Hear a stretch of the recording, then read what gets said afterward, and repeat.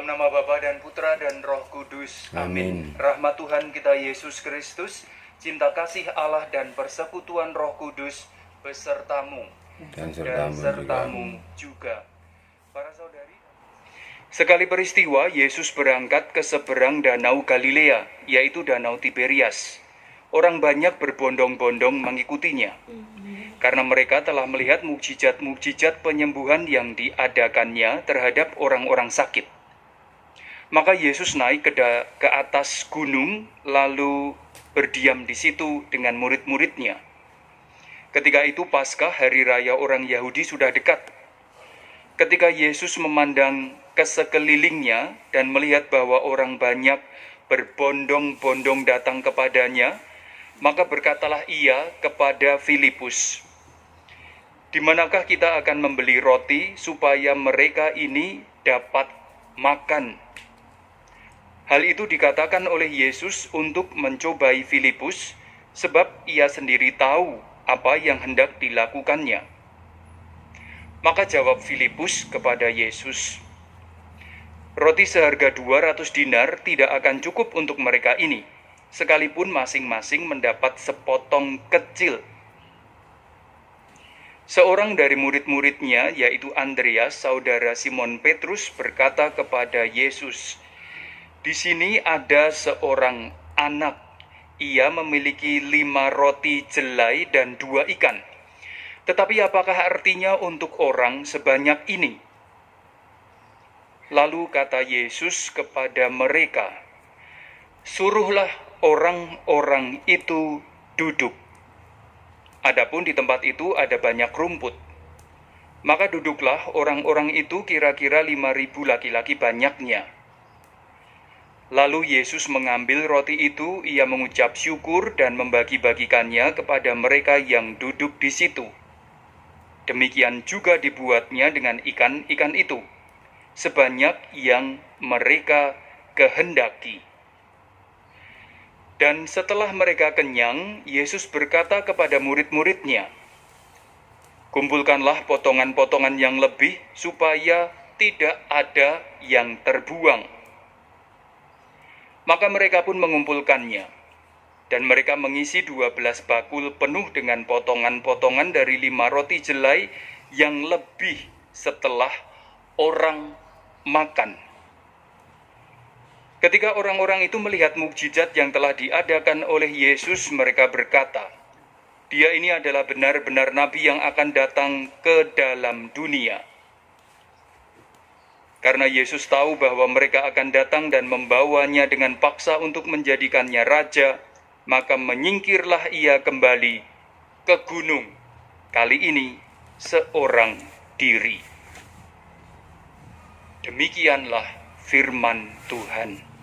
Terpujilah Kristus. Saudara, bacaan-bacaan hari ini mengajak kita, sekurang-kurangnya menurut hemat saya, mengajak kita untuk merefleksikan, merenungkan kembali terkait dengan apa yang menjadi seruan Keuskupan Agung Semarang yang selama beberapa waktu ini didengung-dengungkan, dan target pencapaian akhirnya nanti di tahun 2035.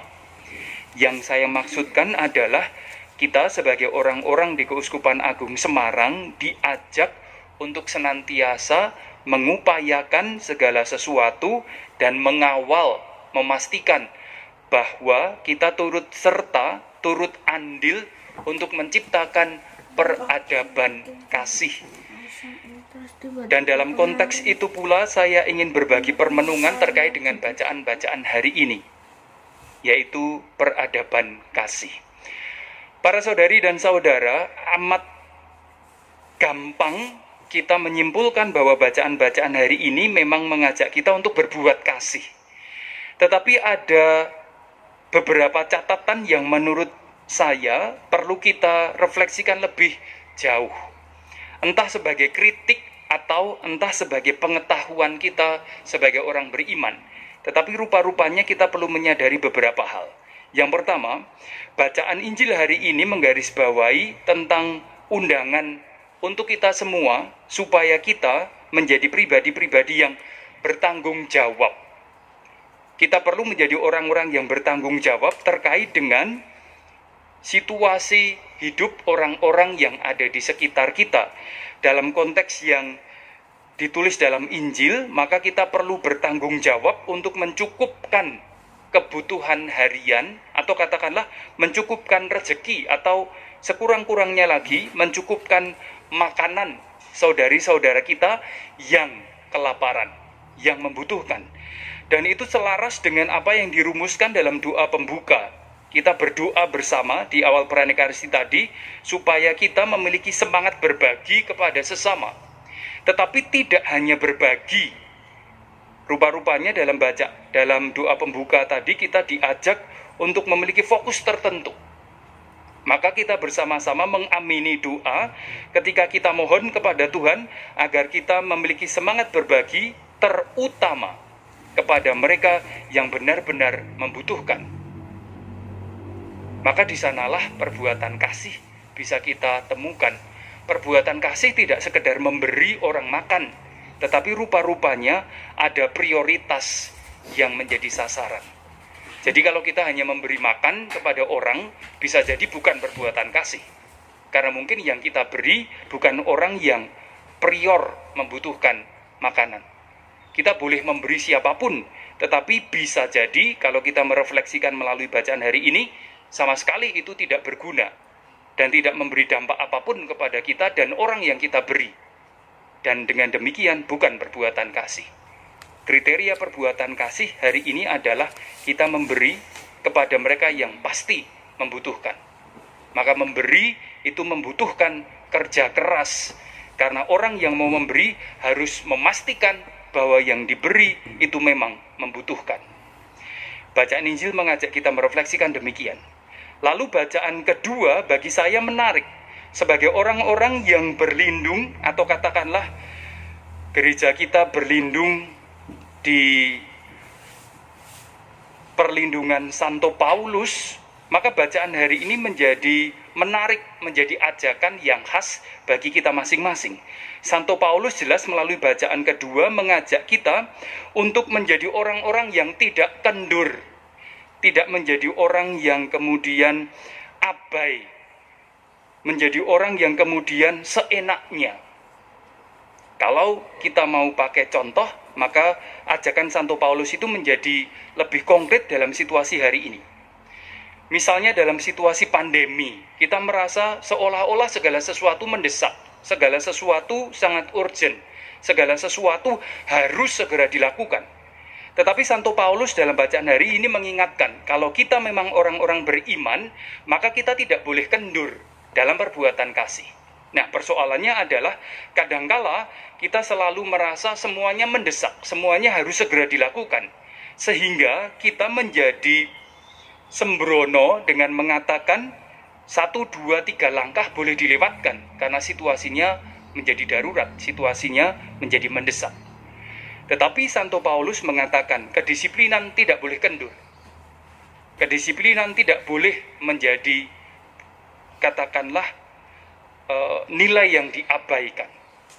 Kadangkala kita berbuat kasih tetapi tidak berbuat kasih sama sekali. Misalnya, kalau kita memberi, kita fokus pada yang diberi, tetapi kita abai kepada yang memberi. Yang saya maksudkan, kadangkala kita berlomba-lomba memberi kepada orang yang membutuhkan. Tetapi kita perlu berpikir, apakah kita sungguh-sungguh sudah berbuat kasih? Kadangkala belum. Mengapa? Karena kadangkala kita kendur. Kendur dalam tradisi menjadi orang-orang yang akuntabel, kredibel, transparan. Kalau kita memang mau berbuat kasih, memberi, maka kita perlu memberi kepada orang yang membutuhkan. Tetapi bacaan hari ini Santo Paulus mengingatkan kepada orang yang menitipkan pemberian kepada kita, menitipkan barang-barang untuk disalurkan kepada orang, kita pun perlu memberi pertanggungjawaban. Dan itulah perbuatan kasih menurut Santo Paulus hari ini. Kedisiplinan tidak boleh kendur. Dan bagi kita semua yang berlindung pada Santo Paulus menjadi tuntutan yang konkret. Anda boleh membantu, bahkan kita harus membantu. Kita harus fokus memilih prior kepada orang-orang tertentu yang memang membutuhkan. Tetapi pertanggungjawaban kita kepada orang yang memberi bantuan atau menitipkan bantuan kepada kita tidak boleh ditinggalkan. Maka marilah kita merenungkan kembali peradaban kasih yang sedang kita perjuangkan bersama sebagai umat Keuskupan Agung Semarang. Mari kita sadari kita punya tanggung jawab sebagai pengikut-pengikut Kristus untuk memberi makan kepada yang membutuhkan, memberi kepada yang membutuhkan, tidak sekedar memberi. Yang kedua, Paulus mengingatkan, boleh saja memberi, dan itu memang bentuk cinta. Tetapi semoga cinta kita menjadi cinta yang utuh, bukan cinta yang separuh. Cinta kepada yang membutuhkan pemberian, tetapi kita lupa memberi cinta kepada mereka yang menitipkan bantuan untuk disalurkan melalui tangan-tangan kita. Kita punya pertanggungjawaban. Kita punya tugas untuk memberi tanggung jawab, laporan, dan apapun yang perlu, sehingga orang yang memberi jelas tahu bahwa pemberiannya sampai. Semoga peradaban kasih melalui bacaan hari ini senantiasa menjadi upaya kita semakin lama semakin mendarat. Nama Tuhan dimuliakan kini dan sepanjang segala masa. Amin.